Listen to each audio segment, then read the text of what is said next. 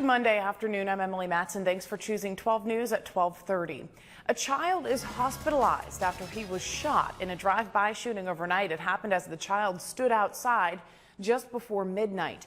12 News' Mara Siriani has been following this story overnight. She's joining us live this afternoon from the Erie Police Department with the very latest on the investigation. Mara.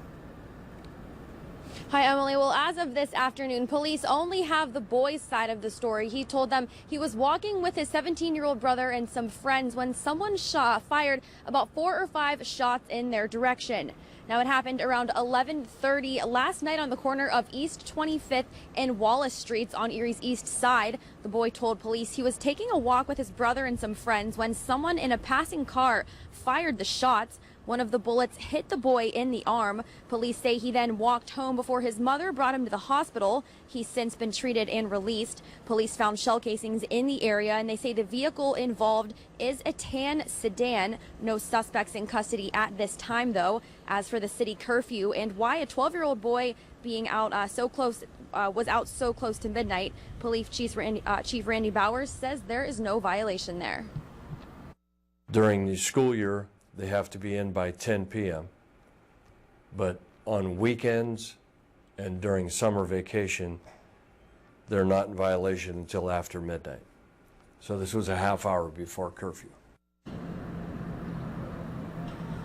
And Chief Bowers says detectives are working on the case. If anyone in the neighborhood saw or heard anything last night, you're asked to call Erie Police. Emily? Our Erie police have identified a suspect this afternoon wanted for Erie County's 3rd bank robbery in just a week. Today, Erie police released a picture to 12 News. He's 30-year-old Angel LeBron.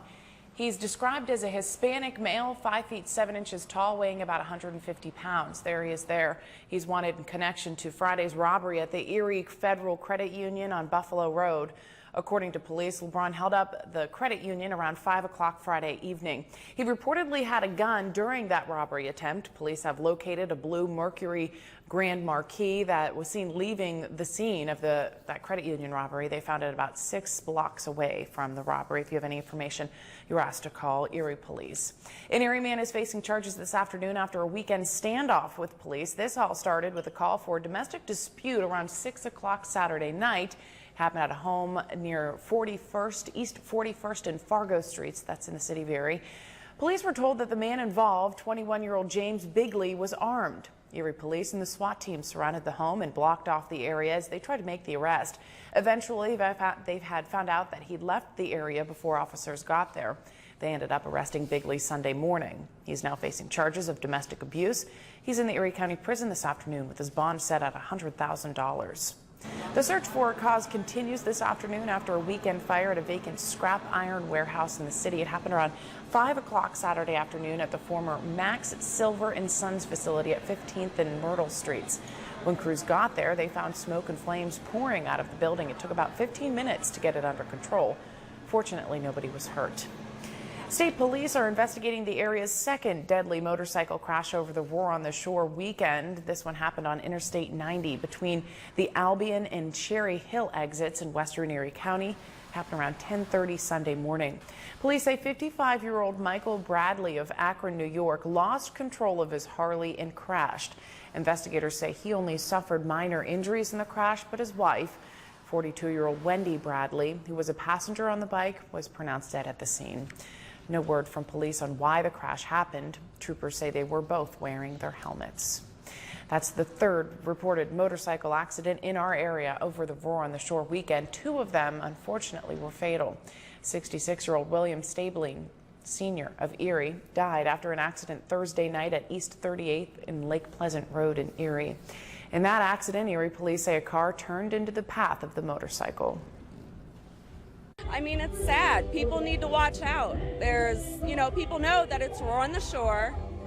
They need to be more careful. They need to watch out for motorcycles.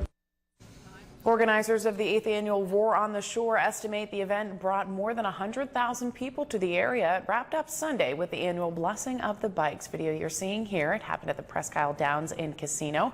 Members of the Christian Motorcycle Association blessed more than 80 bikes before drivers hit the road. So certainly A little bit of a rainy weekend for this weekend's event, but not too bad. That's right. They definitely dealt with the rain early on Saturday, but went over there in the evening. It was absolutely beautiful. Perfect. And today, well, a little hot out there already. Temperatures quickly warming into the mid to upper 70s at this time. Coolest spot in Jamestown, 73 degrees. Everywhere else from 75 to as warm as 79. And taking a look at the dew points, I should say, they are in the low to mid 60s. So where does that fall in that dew point feeling range? Well, right now it's in the getting sticky range and getting very close to that uncomfortable range. We'll get into that point as we get into tomorrow. But as far as right now goes outside, pretty quiet weather-wise, lots of sunshine, warm and muggy out there. Temperatures quickly rising over the next 24 hours. And through the night, well, once it gets to about 1 o'clock, I should say, 79 degrees, clear skies to start off the afternoon. Muggy, though, to go along with all that sunshine. At 6 o'clock this evening, temperature still about 80 degrees, so mostly sunny and a warm start to the night. And at 11 o'clock tonight, skies will stay mostly clear, starry skies, still muggy, temperatures only dropping to 74 degrees. Tomorrow's going to be even hotter, and we'll show you that with First Warning Future Track, the 7-day forecast. Lines across the nation today. A crane today moved pieces of the Malaysia Airlines plane that crashed in eastern Ukraine. Emergency workers continue to retrieve bodies from the wreckage. Ukraine's prime minister said the bodies of the 272 of the 298 people on board that plane have been recovered.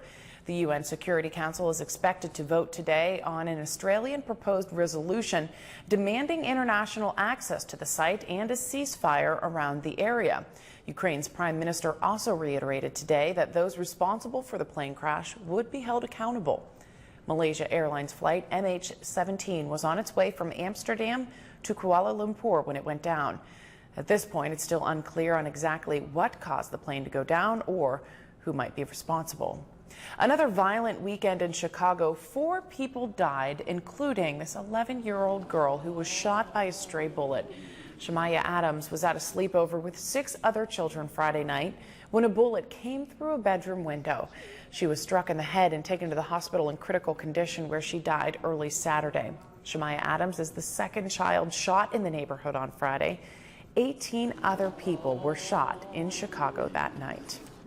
105 years old. She's got the old school windup. Yeah, she's cranking it up. It goes underhand, and what a great Years moment. old, Agnes McGee became the oldest person to ever throw out a ceremonial first pitch. She did so at the San Diego Padres game yesterday and didn't do too bad. And get this, when Agnes McGee was born, Babe Ruth was only 14 years old, and the Padres were 60 years away from becoming a Major League Baseball team. Pretty good pitch. When we come right back, Julie Coates is going to